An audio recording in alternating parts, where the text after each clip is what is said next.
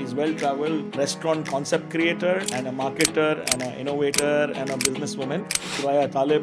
Welcome, Thuraya, to the show. While I was living in China, no prospect income, no prospect project. If I ate noodles tonight, I will not be able to make it to the office tomorrow because I was running my own business. What do you feel is the biggest misconception people have about China? That they eat cockroaches.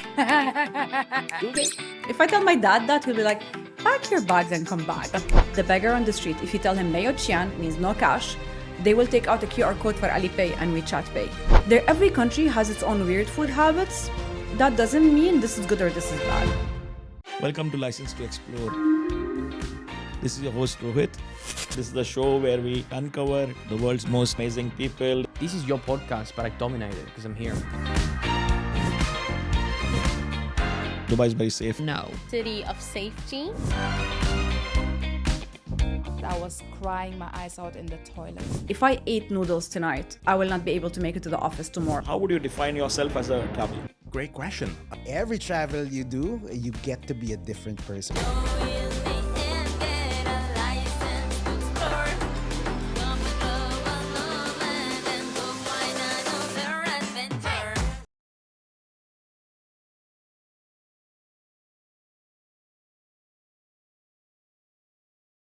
Welcome to License to Explore with your host Rohit. This is a show where we uncover travel stories and travel journeys of our amazing guests.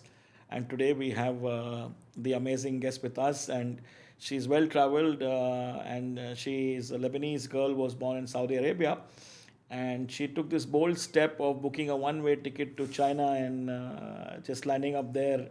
And we're going to ask her about her journey in China. She's also lived in different countries. She's lived in Jordan. She lived in Saudi Arabia, and she lived in Lebanon, and now in Dubai. And Thuraya Taleb, who is basically a restaurant concept creator and a marketer and an innovator and a businesswoman. Welcome, Thuraya, to the show. Thank you. Thank you for having me with you. How do you feel today, Thuraya? Oh, very good. Alhamdulillah. Great. How was your day? Pretty productive and busy. Actually, I had to go to Sharjah today and come back. Right. So Thuraya actually made China go crazy, and she taught China about dabke and belly dancing, and actually introduced China to some great food. And she took this And bold to move. scream Yalla Habibi. Yes, Yalla Habibi. And that company used to be called Yalla Habibi. And she actually made sure that everyone in China followed what Yalla Habibi is all about. So today we are going to uncover your journey, open your travel files. But before we do that, Thuraya, I just want to ask you really that where did this love for travel actually start? Where did your travel bug, where did it bite you? When did it bite you? I think ever since I was a kid, because I was born and raised in Saudi, as you know, and every year we go back to Lebanon. And for us, we wait all 9 months to go to Lebanon for 3 months. You know, like every year, we're just waiting for the summer to travel and have, an experience in Lebanon, because we're in the village. It's not like living in a city. We play around with the dogs and the cats and the butterflies, and like we watch the old ladies milking cows. You know, we have those very unique experiences. And ever since then, I feel like I always wanted to travel more and I wanted to experience more. And I think here I am. How old were you at that time when you actually really started traveling? Traveling or living in different countries? That's the question. Maybe you can answer both, traveling as well as living. Well, traveling back and forth to Lebanon is with the family since I was born technically, so it doesn't count that much. But let's say traveling in my 20s, let's say. Wow. In my 20s, yeah. Great. As an adult, it's easier to move around. All right, Thuraya, you're not just a traveler, you're somebody who immerses the cultures, and you're the kind of person who's not like trying to do touristy things and it's so amazing that you have lived in so many different countries. You've lived in Saudi, you've lived in Jordan, you've lived in Lebanon, China, and Dubai. And you actually, initiated the Yalla Habibi movement in China. So do you see a travel as a way to connect with yourself, and how do you look at travel? And what kind of experience beyond just exploring new places has travel given you? To be honest, definitely it made me not just connect with myself more, understand myself more. Especially when I left to China, I thought I was strong and everything. And then I found out, like, after China, I was like, oh no, I'm totally different. I'm way stronger than ever. I am more resilient. I'm adaptive. I could learn languages. I learned Chinese. I learned their culture. I learned about their food. I learned about their heritage. But the same thing applied even when I went to Jordan. Even though in Jordan they speak Arabic, but it's total different dialect and a little bit different culture than Lebanese and Saudi, which I was used to. It's a little bit in between, yes, but also even though I was living in Jordan, I was traveling within Jordan a lot. I was going around, whether it's for hiking, whether it's for exploring, or going to Wadi Rum, or Petra, or to the mountains, or even sometimes on a Friday just driving to nowhere. No destination, just taking my car, my coffee, and sometimes getting to places where I literally had no signal on my phone, no radio, no map, no roads anymore. Khalas. I don't know where I was, but at some point when I was posting on my socials, even my Jordanian friends who were living all their life in Amman, they're like, where the hell are you? Like, we've never been to those places. So I'm this kind of person. I like to walk around. I like to explore. If it's not with my car, I just walk. So you're a true explorer. In fact, sometimes when I'm out in Dubai, I feel a bit strange because I live here for almost now 23 years. Wow. And when I came to Dubai, obviously there was no GPS, so we were used to finding our own way. Yeah, right now, exactly. GPS has changed the life, and like especially a lot of new taxi drivers, when they take me around and they're looking at GPS, it irritates me sometimes because I know the way. Like I know you have to go like this, like that. You know the shortcut. Yeah. Cool.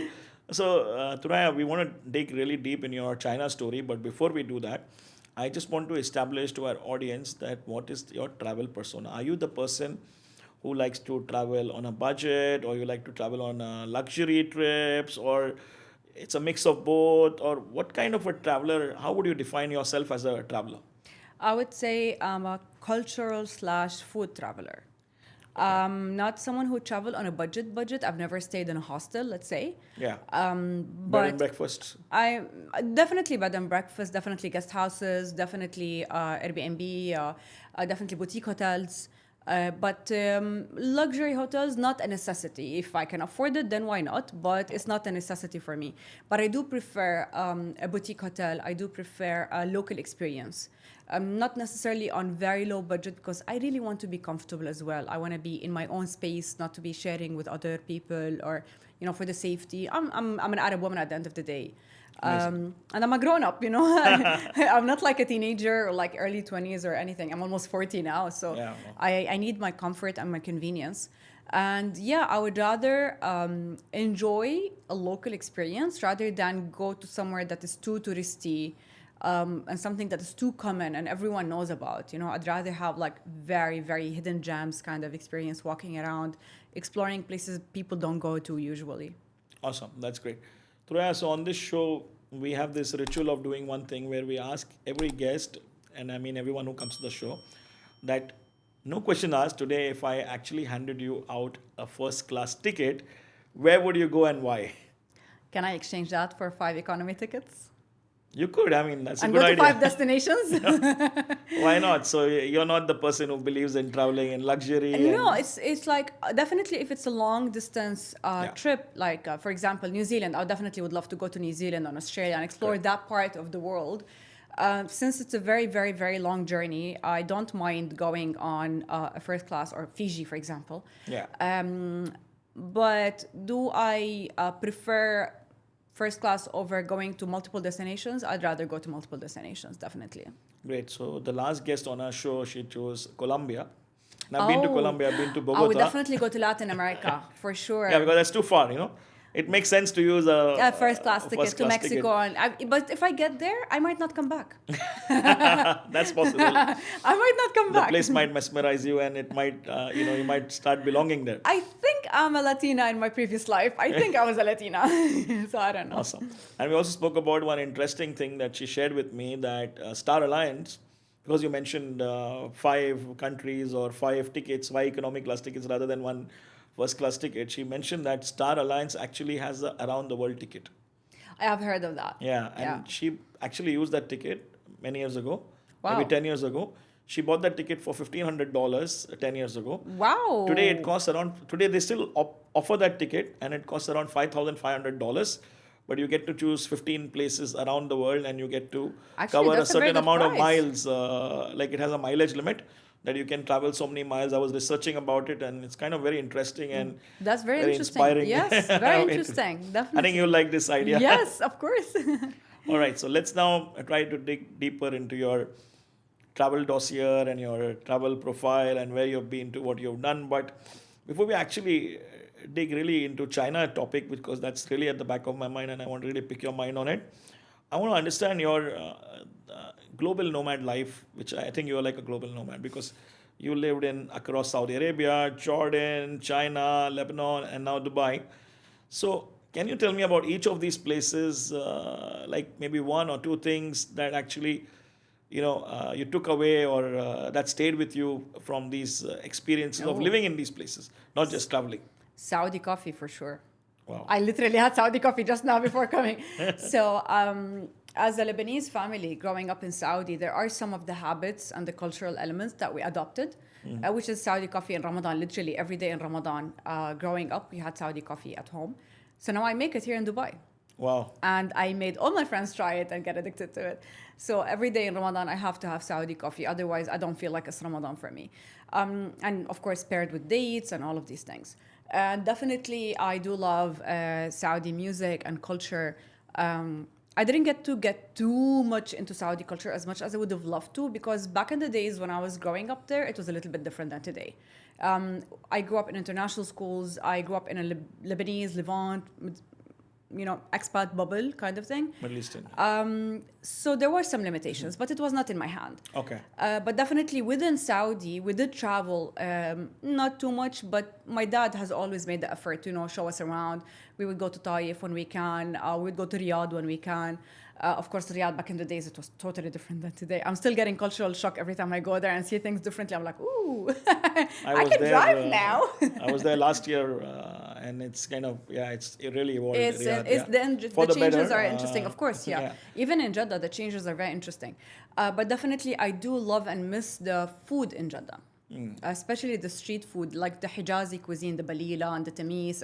Whenever I get back to Jeddah, like I put a list for my family, like I want to eat all of this stuff, and it's all cheap food, like literally street food. Nothing fancy, nothing sophisticated, like the corner store on the street beneath our apartment or something. I love this kind of stuff, and I do miss it here in Dubai, to be honest with you. In Jordan, I wouldn't say that I left Jordan to China, definitely, but we still have a house in Jordan. My sister now is married there. I still go back and forth. So even Jeddah, I still go back and forth to Jeddah because my family is still there. But Jordan, definitely, I fell in love with it. I lived 6 years in Jordan. Okay. I have amazing friends from there. They're very genuine people. They look like they are always grumpy, but they're very nice people. At the same time, they have amazing, Amman has like this amazing charm. It looks like cozy, it feels cozy. I went there in October and I was like, oh, I miss this. It's like, it's a mix in between. It's a city, but at the same time, still cozy. It has the culture. It has this community. It's beautiful on its own way. But unfortunately, it's not like, for me, I felt like I needed to grow in a different direction. This is why I moved to China. And China, of course, is a whole different story. It's the best experience of my life, to be honest with you. These are the places that I actually lived in. But I did travel to different places, and of course, I loved them. Like, I went to South Africa, I went to Turkey, I went to Europe. And obviously, within China, I traveled a lot as well. Like, China is a whole, it's like a continent on its own. So the north is different than the east and the south and the island and whatever. They all speak Mandarin, obviously, but different dialects. So even that was hard for me. It's like as if you're learning Arabic Fusha and then going to Lebanon. No one understands you. And you don't understand anyone speaking Lebanese. Or going to Egypt. Yeah, exactly. But at the same time, I did learn so much about the people and about myself throughout this. Great. Yeah. That's awesome. So for me, I've been to Saudi Arabia. I've been to Dammam, Khobar, Jeddah, and of course Jeddah Riyadh. Yes, I really enjoy when I go to Saudi Arabia. I really enjoy the mandi and I Ooh. think the mandi here, wherever you go, you don't get that taste. You never And get. you also have the camel mandi there, which is quite popular, which I've tried, and it's been a great experience. Jordan, unfortunately, I never had the opportunity to visit, but inshallah, maybe next month I might go. But I'll let's send see you an how itinerary. yeah. I will hire you as my planner. Travel consultant. Right. China, I was there briefly in Shenzhen mostly. This was in 2013. It's a very industrial city. It's a very industrial city. We were there for a conference, business conference. That was in 2013. And yeah, Beirut, I've been to Lebanon. I love Lebanon. The I've been best to country Beirut, ever. Batroun, Juni. Nice. I had a good time when I was traveling to. I was going there actually to meet consultants on a business like Dar al Andasa. Because in the industry I come from, these consultants are the ones who actually specify They're the best. projects. Yeah, so we went for meeting these consultants, but we did enjoy the food, the people, the culture, and everybody was so friendly and welcoming. It's truly amazing. All right, so let's actually talk about your big move. To China. You took a one-way ticket and you left everything and you went to China. What was going on in your mind? What just happened? I literally heard a voice in my head. Really? Yes. And you mean it? You heard a voice in No, your no, head? literally. A voice clearly telling me, Thuraya, go to China. Something big is waiting for you there. Wow, I've never had this. It's unreal. It's Kind of unbelievable. And you took that big leap and Yeah. It took me a while, of course, to be able to build the courage Yeah. and have an excuse to go there. At the end of the day, again, I come from an Arab family. Yeah. I'm a woman. I was living in Jordan at the time. I had a full-time job. We own a house in Amman. I had a dog. I had a car. I had everything when that voice happened. Wow. And I realized, I Googled when I had some time, and I'm like, if I want to live in China, I need to speak Mandarin. So I signed up immediately for Mandarin classes, and I started exactly that week. And I did, the funny thing is that I did have like a file of all documents, sometimes notes that you write, you keep them for a while. And for some reason, I opened them that week, and I saw a to-do list that I had written when I was 25. And it had things that I wanted to do before I'm 30. And that month was like 2 months before I turned 30. And one of the bullet points was learn Chinese. Wow. That's insane, guys.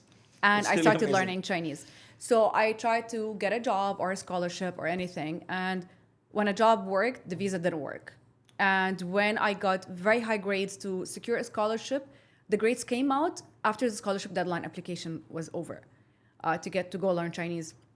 And at that time, I really wanted like an excuse, to tell my parents, hey, listen, I got a scholarship or I got a job in China and that's why I'm moving. And I couldn't get anything solid so I can move. And then one day I woke up like, you know what? I'm going. Wow, I'm doing so it. How did your family actually react when you broke the news to them? What happened? What just happened? Not just my family, all my friends, whether they're in Jordan or China or Saudi or Lebanon or whatever. Everyone I told I was moving to China, they're like, oh, why? That's like, Even my own parents, they were like, are you crazy? I mean, seriously, even my friends, my parents, my mom, why are you doing that? I'm like, khalas, I need to grow in a different direction. Go to Canada or the States. China is too far. My mom would literally tell me that. And then I told them, Mom, China's in the same continent. Canada is still further. Like, why would I go to Canada? China is here. It's like literally next door. It's like from Saudi, there's the direct flight, And my dad, at some point, literally, when I got my visa, so I went from Jordan to Saudi because I had a residency in Saudi and I wanted to apply the visa from there and plus see my parents and tell them bye and whatever. And then I got my visa and I was booking my ticket and he was waking up from his nap beside me and he looked up at me and he was like, I'm not convinced with you going to China. But he used Arabic words, of course, and I need to translate them now to English. And he said, but you're stubborn enough like a goat to do whatever you're going to be doing. So I'm just going to tell you good luck. wow. I can't tell you anything else. So, Literally. like you mentioned, normally people, they decide to move to the United States to live the American dream or Canada or UK or China somewhere is the like new that. American And dream. You pick China. which China kind is of- the new American dream. Really? It's very underrated. Absolutely. So, what did living in China teach you about yourself? Oh, so I remember that voice. A lot of people would ask me, what was that big thing? Did you find that big thing? For some people, big thing might mean a big job, a lot of money, maybe buying a house or something materialistic. For me, the big thing was me. I found myself. I had been through a lot of personal turmoil in my personal journey. I'm a divorced woman. I have a kid. My kid was not with me. Like there was too much drama going on in my life. And at some point, I needed to break free from everything. Maybe I needed to break free from a cultural norm so that I feel that I am 100% me rather than just stay, like have a normal job or whatever it is. And yeah, I found out that I am way stronger than I ever thought I was, physically, mentally, emotionally, and everything. I'm way more resilient. At some point, I had $5 in my pocket while I was living in China. No prospect income, no prospect projects. If I ate noodles tonight, I will not be able to make it to the office tomorrow because I was running my own business. Wow. Literally, if I had dinner tonight, I wouldn't be able to go and take the bus to work tomorrow. And how did projects come? How did money come?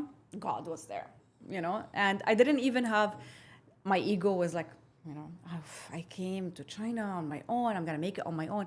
I couldn't call my parents and tell them, hey, can you support? Because if I tell my dad that, he'll be like, pack your bags and come back. I didn't want that because I still felt like I needed to do something. And to be honest with you, it's the best decision of my life. Wow. Moving there. So, for our audience, I think this is a big takeaway. She just got a call one day in her head that she should go to China. A calling, maybe? Yeah, a calling maybe. And she just took a one-way ticket, and the family was shocked, of course, but obviously they supported her, which is very nice of the family. And because they know you're... They know I'm did you stubborn. say I'm going to do it stubborn? anyway. Okay, I'm going to do it anyway. I don't want to use that word, but they know that you are, like, In when Lebanese, you decide it's something, taisi. you would do it.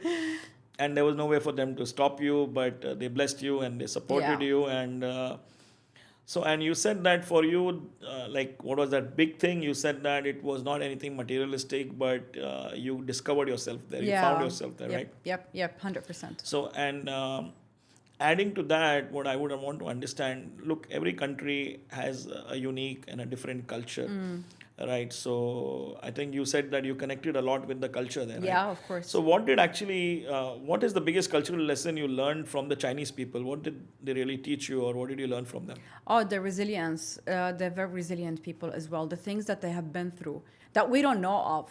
They had a lot of troubles. They had a lot of poverty. They had a lot of problems. And at the same time, as far as we are geographically from each other, like let's say as Arabs and Chinese, as much as we are super similar, like the fighting over the check, the generosity, the hospitality, at least in my city where I was living in Hangzhou, it's like, oh no, you're my guest, I'm inviting you, you're in my city, you're my guest. It's like, I felt like, okay, this is like Lebanon or any Arab country, like we're fighting over the check. No, I'm paying. Yani, it was beautiful. There were so many incidents where I would meet a Chinese and the next day they're inviting me to their house for lunch or dinner and to meet their family, to meet their parents who are like 75 and they don't speak a word of English, so I can practice my Chinese with them. And it was so amazing. Plus, I was getting introduced to all the different food items and dishes. Obviously, I'm a foodie. I work in the industry. Of course. And this is very important. And I really realized as well, I knew that, but it emphasized, that experience emphasized my thought that food connects everyone. It does. You can learn about the culture of every country and every nation from their food, from the way they have dinner, from the time they have dinner, from what they have on food, from the way they share the food. They share their food just like us, like Lebanese, like the meza. We have the meza and we share everything on the table. It's exactly like that. This is how they eat. And then they have the main course on a big plate and the host would scoop in for your plate and whatever, just like in a Lebanese family. Right. So it was so amazing to find so many similarities regardless of the differences. And I even wrote an article on LinkedIn. I'll be sending it to you. Of course, I'd love to comparing read it comparing shish barak with dumplings. Shish barak, the Lebanese dish. Yeah. It's dumplings. It's Okay. dumplings. We just cook it with yogurt. It's like a steamed dish, yeah. We just cook it with yogurt. So it's exactly the same. And there are different variations of dumplings in every country. In Saudi, there's a variation. In Armenia, there is. In Korea, there is. In Japan, there is. Yeah. There's so much similarities regardless of how different we are. And we speak different languages, Right. different cultures, different religions, everything. Oh, amazing. Food actually connects people and connects souls, and food is like really the thing. But now that we spoke about everything you said, what I realize a lot is like there are a lot of Chinese people here, and I've briefly been to China, but I feel that people have a preconceived notion or a mindset, oh, China is like this, Chinese people are like this. So let's try to bust the myth, or try to tell our audience, I think, what you feel is the biggest misconception people have about China, about like what's going on in their head. And That they eat cockroaches. do they? They don't. I They mean, I don't? didn't see it at least. I Okay. did see weird things on Okay. menus, yes, or being served to me. Mm. But every time I tell a person I was living in China, did you eat cats and dogs? What? Okay. Like, I know they eat that though. no. I mean, they don't eat that. This is the thing. They don't eat that. Even, okay, there might be a town or a specific area where they do eat dog meat, but it's not a common practice. It's Right. not like us eating beef here, for instance. But every country has its own weird food habits. course. We eat kabinaye, we eat raw meat. I tried that. And raw liver. I tried that in. I mean, a poor sheep coming to an Arab house on Eid al-Adha, guys, like literally, the poor sheep, we butcher the sheep, nothing is left. We eat everything in the sheep. From the brain to the testicles, literally. The intestines, the bone, we do a bone marrow soup. We eat the liver raw, in Lebanon at least. And even in Saudi, for example, they eat dub, which is like the lizard of the desert. Every country has its own weird food habits. That doesn't mean this is good or this is bad. Correct. But every country had their own journey throughout history and why they eat this kind of stuff. For example, in China, they eat all their vegetables steamed. Yeah, I've seen that. And I took some Chinese people with me to a Lebanese restaurant. They sent the fattoush to be microwaved. Wow, really? Simply because back in the days, the water for irrigating plants was not clean water. It was not safe to be eaten raw. Right. So they had to steam everything, even the cucumbers and the lettuce. Right. So it's not common for them to eat fresh vegetables. Got your point. Yeah, so food is really something that connects you to people and places. But, China is known to be one of the most advanced countries as far as technology is concerned. Yeah. Especially Hangzhou. Oh, really? Hangzhou. Hangzhou as a city was the most advanced city in all of China when I was living there. So what is it that you experienced in your travel or your time that you spent there? What kind of technology you saw? Or how do you compare my it to the rest God. of the world? I moved to China in 2017 and I left 2020 because of COVID. I mean, I didn't leave, I got stuck out. I swear to you that 2017, 18, 19, China was more advanced than all over the world, including Dubai today at that point. You're talking about, we never had to carry cash. Yes, everyone's going to tell me, but we have Apple Pay here. No. There we use WeChat Pay. We use Alipay. Even the beggar on the street, if you tell him Mayo Qian, means no cash, they will take out a QR code for Alipay and WeChat Pay and be like, you can pay me with your phone. Even the, what's it called, the street vendors, if you're buying something from a street vendor, you just pay them on a QR code. You just scan the QR code. Doesn't have to have a POS system. Doesn't have to have any kind of QR code menu and whatever, like the ones that we have technologies here. Here we have everything. Yes, they're being implemented, especially because I work in F&B. Yes, I know of they're course. being implemented. But there, you're talking about me and you. I can send your WeChat money, and you can send my WeChat money directly. Yeah. I don't even have to have any kind of system going on in between, just Right. on the conversation. This is an example. Alibaba is based in Hangzhou. Jack Ma is from Hangzhou, where I was living. So every kind of technology that they wanted to send out, they were testing it on us, including the QR code on your phone to go on a metro. You don't buy a card for the metro or the Really? bus or the water bus or whatever. There's a QR code connected to your Alipay, and you go. Alipay is part of Alibaba Group. And you just scan the QR code and you go in and it deducts from your account. Wow, that's amazing. It's China is amazing. one of the most advanced countries as far as the technology is concerned. Infrastructure, And it's, technology, everything. infrastructure. Yeah. And it's great to know that back in 2017, 18, 19 also the adoption of QR code was so high and you did not need like advanced point of sale systems which we usually see from Microfidelio or all these vendors in most of the restaurants and the rest of the world we live in. Yeah. Right? And there were robot butlers in one of the robot hotels. butlers. Yeah. They started that trend and It was already there. Yeah. It was. I saw it with my own eyes. Yeah. Robot butlers. I saw. There was a lot. Everything was technologically advanced. Actually, there was a supermarket called Khema. They were the first ones to have grocery delivered back in 2018-19 in 15 minutes. wow. One time I went into that store. This is something that I really forget to mention so many times. I was getting some stuff, and it's a small supermarket. It's not like a big Carrefour or something. It's a small store. And I was hearing this buzzing noise, like bzzz. I couldn't tell. Like I was looking everywhere. I'm short, you know. I was looking everywhere, like, around the shelves. Is there something on the floor? Like robotic sounds. I look up at the ceiling, and guess what? Robots. A rail Okay. and baskets are attached to it. When the order comes on the app, the basket goes to different stations and it goes down, and the guy just needs to put, if the order has bananas, It's like a the guy will conveyor just belt. put the banana in the basket, and then it will go to the next station. Apples, the guy will put apples in the bag. And then another station, meat, the guy from the meat station will put the meat. That's it. I swear. And then it goes all the way back to the cash, and then the delivery guy would take it out. This is how advanced. This is back 7 years ago. Right. So automation and also utilizing advanced technology in day-to-day application is something very common in China, and that's kind of very unique that Yeah. you see over there, right? So from China to Dubai, how was that? How did that experience shape your career? I know that you're a marketer, you've been a TV presenter, and I did you my are own a show about my life in China. Yes. Oh, you had on your an own show about TV. your life in Yeah. China. Wow. Yeah. And you're a concept creator. You wear multiple hats, and these are different roles you play in your day-to-day life. So, how did living in China influence the way you approach your work? Did it have any impact on your work, or did it change anything in the way you work today?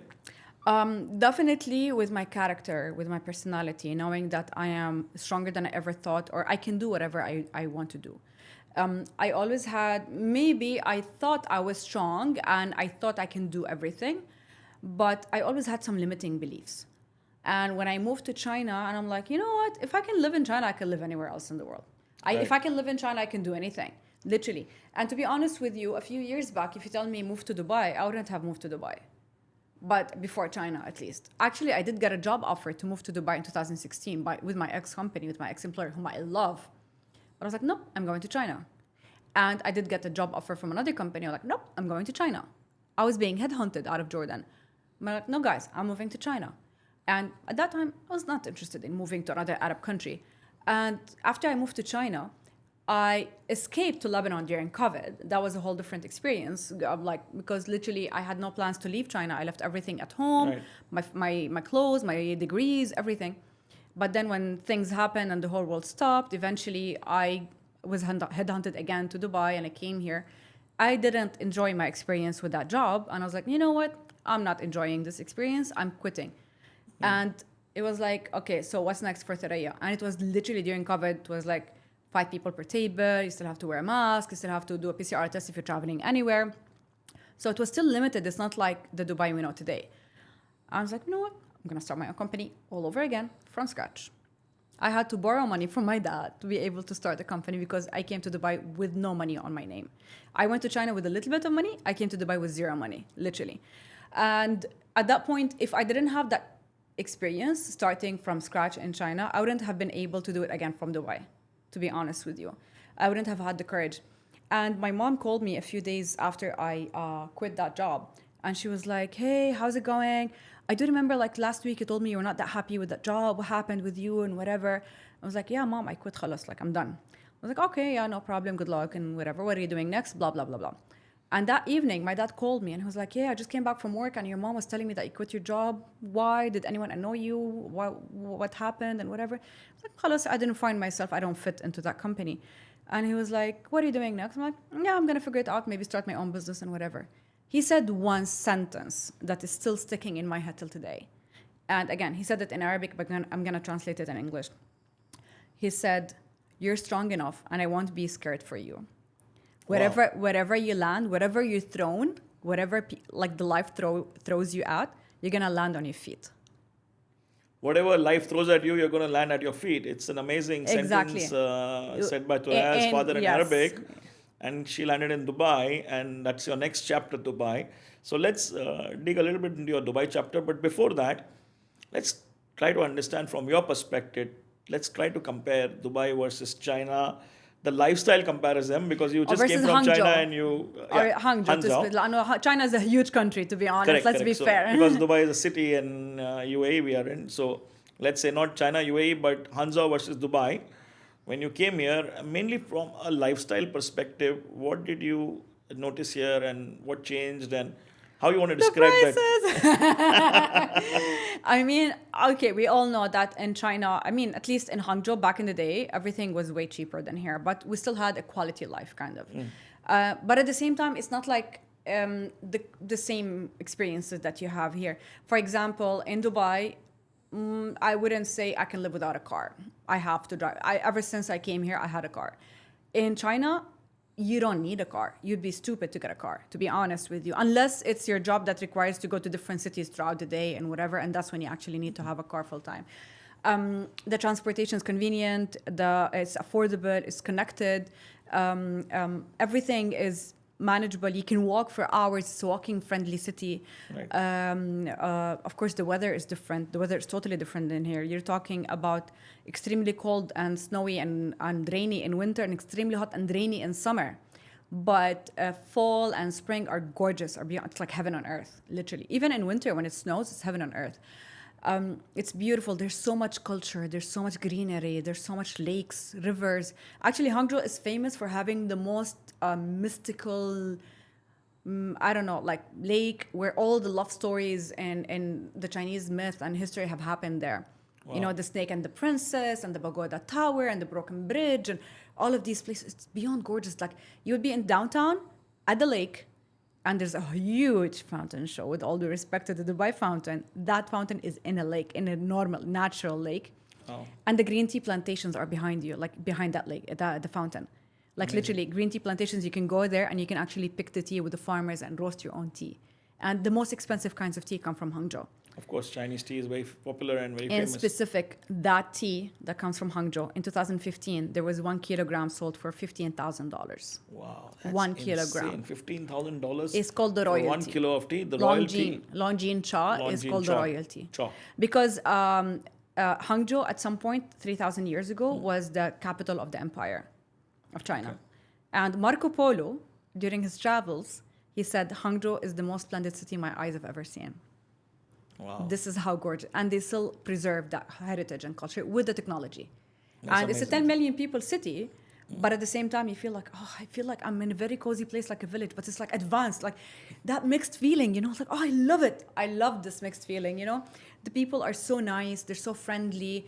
They don't see too many foreigners. So like they were taking pictures with me all the time with my big hair, you know, and like everything. And like, oh, I felt like Kim Kardashian first week I was there. Everyone taking selfies with me. It was very interesting. Now, Dubai, on another hand, of course, being an Arab country, closer to Saudi, so I can go visit my family anytime, closer to Jordan, closer to Lebanon, so I can hop on a flight and travel whenever I want. Unlike when I was in China, if anything happens, it's expensive, it's lengthy process. When COVID happened, it was like a whole dilemma of me leaving China, and I managed to literally escape on before the last flight leaving, Etihad flight leaving China. But still, in Dubai, you still have the food, which is way easier to find, Arabic food at least. Yeah. There, Chinese food was excellent in Hangzhou, but I did miss our cuisine. Of course. I did miss our Lebanese stuff. You know, if I wanted to order labneh and olives and olive oil, I had to order it online from Guangzhou because there's too many Arabs living there. So they had these products. I had to order them on Taobao. I couldn't just go to a supermarket. If I had to go to a supermarket to buy a lemon, which is a main ingredient in Lebanese cuisine, if I want to make something Lebanese, a lemon is for $1. Wow. It's sold separately in a bag.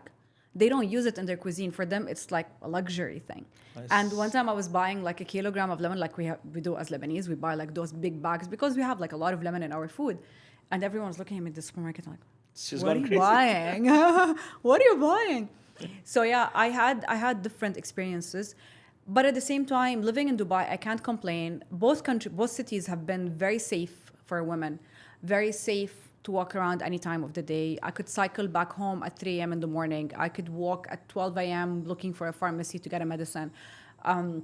Everything was delivered. Everything was convenient back in Hangzhou, just like now in Dubai. But at the same time, the language barrier sometimes plays a role. Even though I speak some Chinese, but my dialect is not that clear for everyone. I can't understand everyone's dialect. But the moment that a Chinese delivery driver would be like screaming on the phone, trying to find my location, and then I would like send them the message, like, okay, because I can write and you can read what I write. And then they come to my door and they see that I'm a foreigner, like La Wai in Chinese. And speaking Chinese to him, I'm like, oh, wow. They be, oh my God, I like you because you speak some Chinese. So they did love that. They did appreciate that I spoke some Chinese, and I knew how to eat with chopsticks, which is weird because I know how to eat with chopsticks since I was a kid. But they do love it when a foreigner is trying to understand their culture and their language. Dubai, on another hand, too many Lebanese are here, so I didn't stand out. But at the same time, at least, like literally, it's Arab country at the end of the day.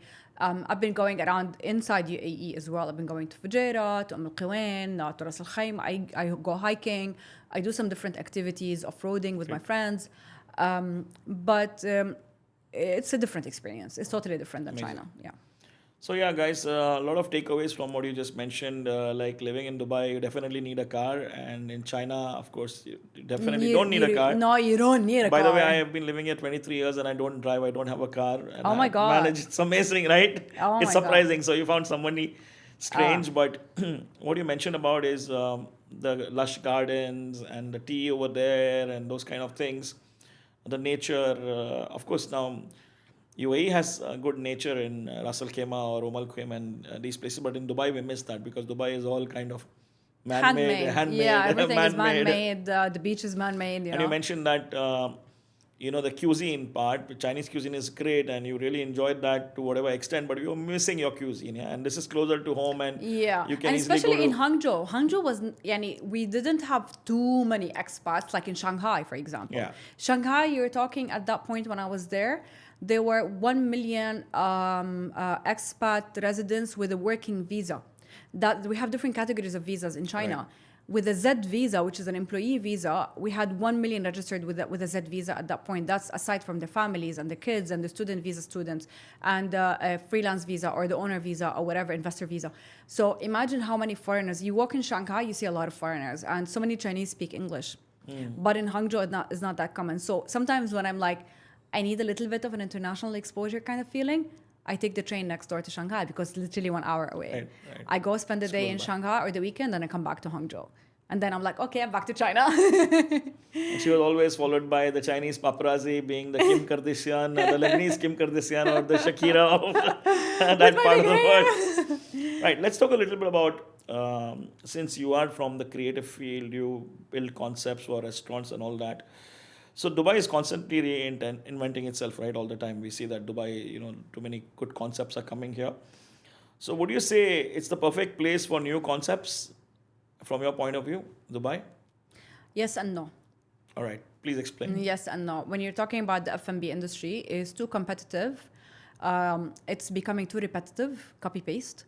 Unfortunately, there are some places that you feel like, okay, there's diluted concepts. The diluted identity, at least. Like, again, I am very picky when it comes to this because it's been my field for a while. Yeah. I've been doing this kind of work for 12 years out of 20 years of work. So more than half of my career has been in F&B.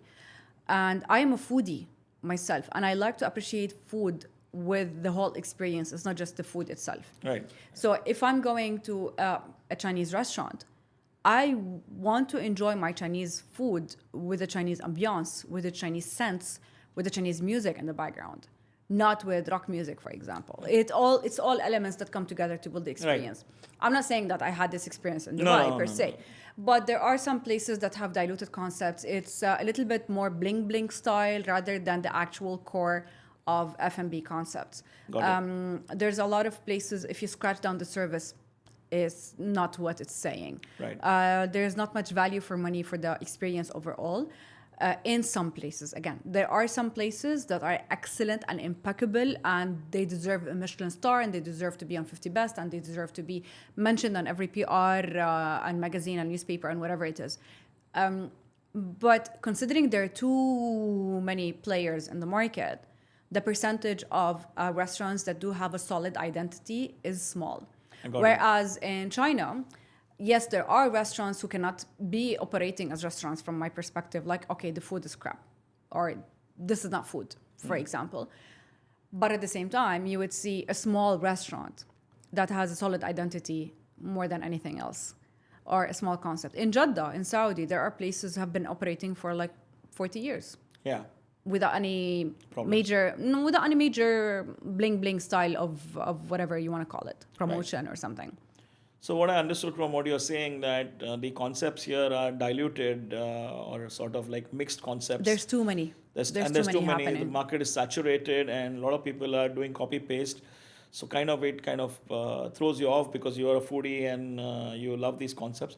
So I'm going to ask you a very controversial question, or I don't know if it's a controversial question, but It's a question which has been on my mind, but I think a lot of people listening to us or watching us on wherever we are streaming today have this question at the back of mind. Should people actually move to Dubai?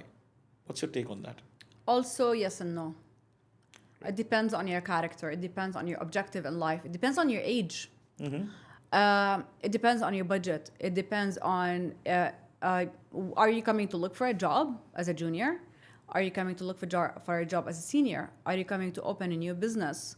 Is your business competitive enough to succeed in a red ocean?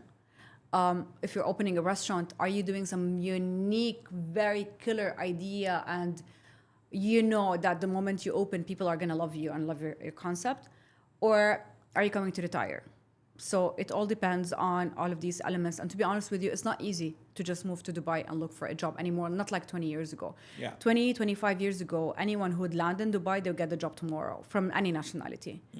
I will say about Lebanese at least, because I know from my people, from my cousins, from my friends and whatever, you can come to Dubai and have a very nice life and a very nice salary.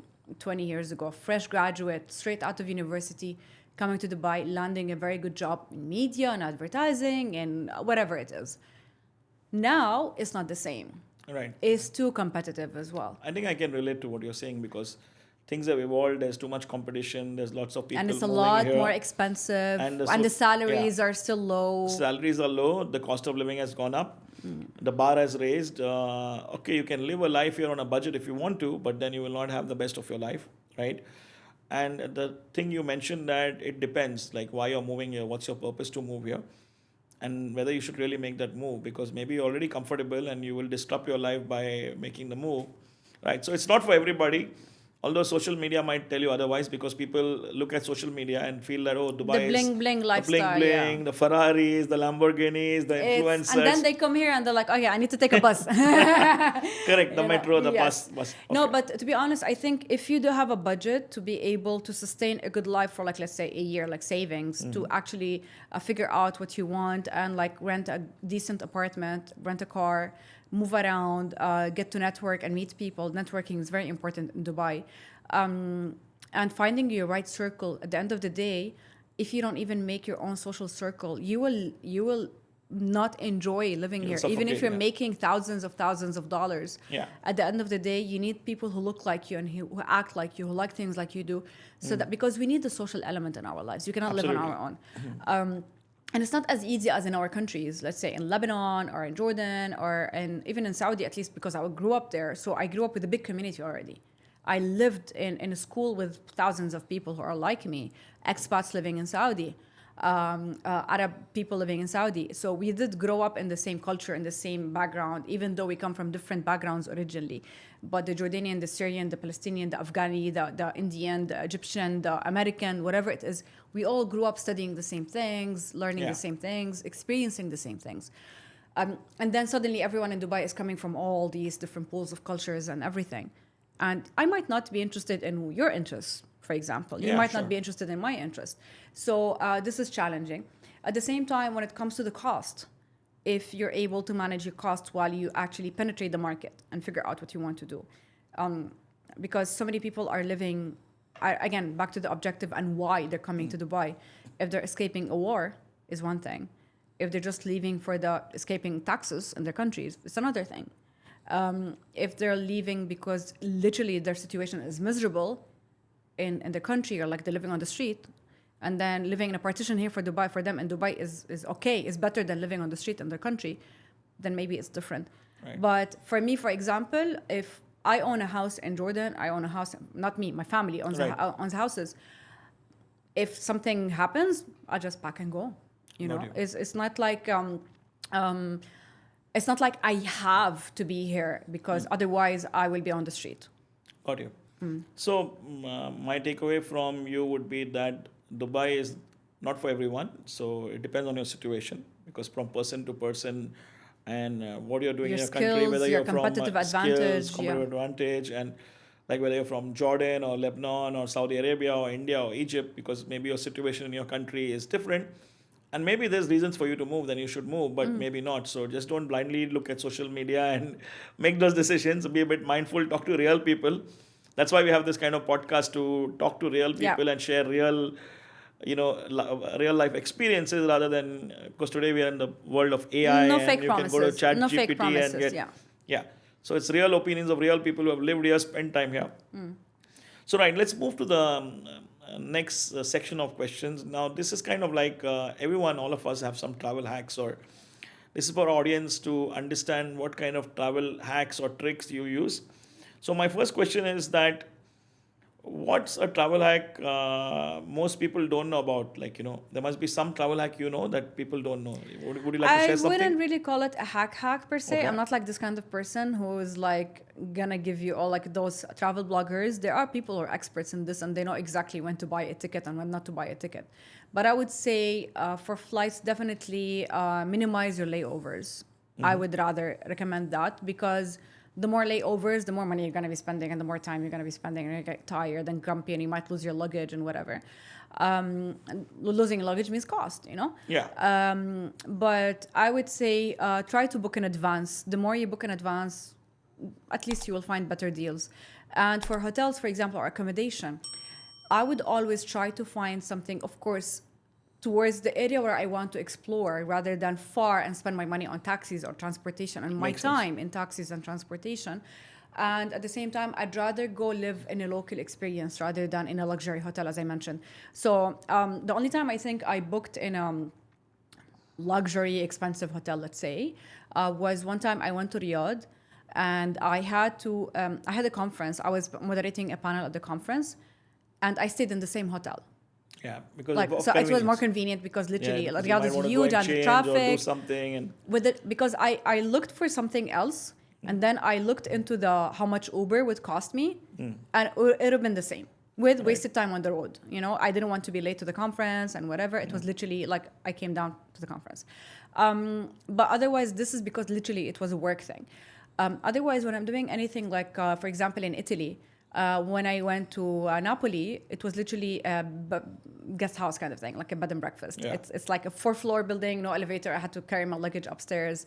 But like, for example, the owner of that guest house, because it was a very random, spontaneous trip, Right. I was texting him and I was like, where's the best authentic pizza, like Napolitan experience that you would go to? He sent me somewhere 5-minute walking, literally 5-minute walking, the best pizza I had in my life.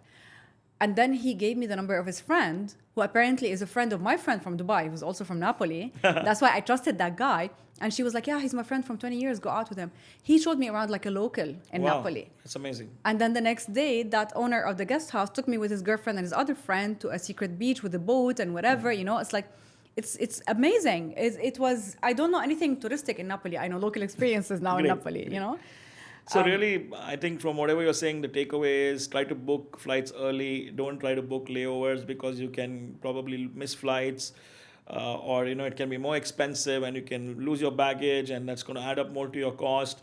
So those are really valid and good tips and tricks that you shared as hacks, and I really believe in that. And of course, the most important one I would say is that instead of going to the touristy places that everybody does on Make friends with the local. make friends with the locals and let locals show you around places that they go to, because that is going to give you a very different experience rather than what you would normally And come you'll have the across. best food. I'll have the best food. Absolutely. So can you tell me, I know we spoke a little bit about one of your most memorable travel stories. Was it your South African trip or something else? Oh my God, South Africa was amazing, definitely. I actually went to watch the final game of the World Cup in 2010. Wow, in 2010, huh? Final Awesome. game with the vuvuzelas and everything. It was like my first winter experience coming from Saudi. So I literally had to borrow clothes for my friend because I lived in Saudi all my life, from summer to summer in Saudi throughout the year, and then I go to Lebanon to summer. I never had like jackets and boots and anything. And I was going only for 4 days, so it was not worth Right. like buying a whole wardrobe of winter clothes. It was an amazing experience. But I would say the most recent one was the Napoli experience that I just mentioned. I think it's the best thing that I ever did. Even though in South Africa, I did make friends, like we did meet the locals and dance with them and eat like them and whatever, but it was not that much because we were a group going with a company. But in Napoli, because I was solo, it was like, it's my time. Right. I was going. Even when I traveled to Istanbul, I just walked around and I took details of places from the receptionist at the boutique hotel I was staying at. I went downstairs to her and I was like, write down places you would go to with your family on your day off. Wow. And she was like, yeah, tourists would like, no, no, no, no. I don't want anywhere tourists would go to. I want where Turkish people would go to. She wrote down some places and I just started walking around, maps, Awesome. alone. So instead of following Google or any of these travel recommendation websites, talk to the local people and they will give you some real hidden gems, some real Exactly. secrets, like where they go to, and that can change your complete experience. And Thuraya actually went to watch the World Cup in South Africa in 2010, and she had won that ticket, if I'm not wrong, right? Yeah. You won it. Yeah, that's With amazing. Kia, yeah. Winner, winner, chicken dinner. Okay. Fully paid trip. I don't mind any fully paid trips, baby. Awesome, awesome, awesome. All right, so I understand that you run a successful company here, which is into curating restaurant concepts and Restaurateurs. I would say it's a small company, not yet successful. Inshallah, successful. Inshallah. Our good wishes are with you. Thank you. So what I want to ask you is, I did some research and I found out that 80% of the restaurants actually close down Yep. in like less than If a not year more. or two. If not more. The turnover is very high. Why does that happen? What's the reason for that? I did mention this on another podcast about restaurants, but it was an Arabic podcast. To be honest with you, one of the major problems is the consistency, the greed. The owners open because they, whoever wants to open a restaurant, oh, I want to open a restaurant, it's a successful business. And then they get into the actual operations and it's muddy. And they're like, oh no, this is not for me. This is number one. Number two, the consistency. They play around with the ingredients, they play around with the recipes. And then if I go one time, second time, third time, and I don't find the right experience, or at least what I'm expecting, I would never get back there. Plus, a very, very, very big problem in Dubai. Many places, not just in Dubai. Yeah. Because I'm a marketeer, and this is like a pain point that I have, and I'm discussing this on my podcast, Marketing Talks. A restaurant opens, opening, launch, PR, influencers, which I don't like to use that term, and a lot of marketing being done for the opening, and then that's it. Yeah, and then they fizzle off, yeah. Silence. But marketing is the fuel for your business. Absolutely. You can have a Ferrari, but if you're not filling it with fuel, it's a piece of junk parked in your car, in your house, literally. You have to fill it up with the fuel every week, every 2 weeks, whatever, no matter how much you're using it. You need to fill it up with the right quantity and the right quality of fuel. That's the same thing for marketing for your restaurant. This is a pitfall people fall into. Plus, when you're talking about the cost and they don't manage the operations properly so that they cannot control their cost, they end up losing their money. Right. So, guys, I don't know if you know, but 80% of the restaurants actually shut down in their first or second year of operation in Dubai, especially. Dubai is a very saturated market. And like Thuraya mentioned, marketing is very important. Restaurateurs forget that when they launch, they do some marketing, they call influencers and all, but they need to continue marketing the place, up their social media game and spread awareness and work on their products, work on their pricing, the service, menus, the delivery. ambience, the activations, the events, everything. Okay, I'm going to ask you like a question related to food since you're a foodie. So I want to ask you, which is the most weirdest or the worst food you ever tried, or you can say about a cuisine or a dish or a place or whatever you feel like. Dorian. Durian, okay. By accident, I wanted to get a sandwich from 7-Eleven in China, and I thought it's cheddar cheese because it looked yellow, and I was super tired. It was like midnight after work, like I had a very long day and whatever, and I just picked the sandwich, paid for it, and I went out and I took a bite, and it was horrible. Even stinky tofu. They made me try it. It's like Let's no. leave the worst food apart. Let's talk about this, and I really want to talk to you about this from my point of view, and I feel and I truly believe. Is Lebanese food really the Yes. best food in the world? Yes. Yes. You even answered yes, before I yes, completed my yes, question. Yes. Wow, great. Yes. So now we're going to enter a section which is like a rapid fire section. So you have to be quick. It's just yes or not, nice yes or no. You just have to pick one, okay? So window seat or aisle seat? Window. Okay. Luxury hotel or boutique stay? Boutique for sure. Okay. Adventure trip or relaxing getaway? Adventure. Sometimes relaxing, but adventures are more Sunrise flight or red-eye overnight flights? sunrise. Planned itinerary or spontaneous trips? Spontaneous. Mountains or beaches? Both. Okay. That's why I love Lebanon. We can be on the mountain and seeing the beach. You can be at the beach seeing Absolutely. the mountain. I've experienced that. Big city or off-the-grid escape plans? Definitely not big city. Okay. Would you rather be stuck at an airport for 24 hours or lose your baggage for 1 week? Maybe lose my baggage. I can buy other stuff. Cool. Yeah. And explore instead of being stuck at the airport. Only visit tropical beaches or snowy mountains for the rest of your life? Both. Both? A mix Okay. of both, yeah. Okay. Travel for free but never get to choose the destination, or pay for your flights but always get to choose your destinations? For free. I don't mind where I go as long as I'm traveling. Visit only places you've been to or never visit places you've been to? Oh, that's a very tough one. No. It's a paradox. Neither. Okay. So this one is the one and only where one destination everyone should visit before they die. If they've never been to Akkar in Lebanon, my home province. Great. Definitely. One travel experience that changed your life. China. I think I know the answer, China, right? The one country that still surprises you every time you go there. Lebanon. Wow, that's amazing. Yeah, my home, but I never lived there, so every time there's something different. The one thing you always buy as a souvenir. Food-related stuff. Great. The one thing you always forget to pack. Nothing. What's up? Thuraya, you were absolutely amazing. You crushed this mission today. Thank you. And I want to ask you, for our listeners, where can the listeners follow your journey? My Instagram, Thuraya Taleb, and obviously my LinkedIn, and hopefully my podcast, my Marketing Talks podcast on YouTube, but mainly on my Instagram. Yeah, I'm very active. Right. That's great. So we're going to plug all her social media handles so that our audience can follow you and Thank you. also watch your podcast when the podcast releases. Thank you. So guys, that's a wrap on the License to Explore show. If you enjoyed today's episode, please make sure to subscribe, hit the like button, and follow us on all social media handles. And thank you, Thuraya, for joining us. You've been amazing. It has Thank been you. lovely talking to you. Thank you for having me. It's a pleasure. It's a pleasure. I'm you sure so much. we'll probably get into another episode to unfold more portions of your life. Inshallah. So until the next time, stay curious, and remember, we are at License to Explore. See you in the next one. Thank you. See you.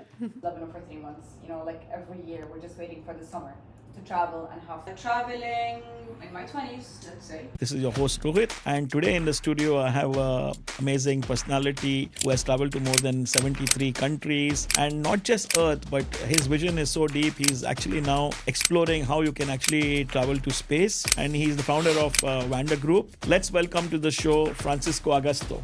Taking people to space is going to be a reality. By the end of 2025, we are going to be taking people to space from the UAE. Imagine this balloon full inflated and covering up a whole football stadium. Wow. Straight up to the stratosphere, where people are going to be able to see the curvature of the Earth, the termination line where the day turns into night and the night turns into day,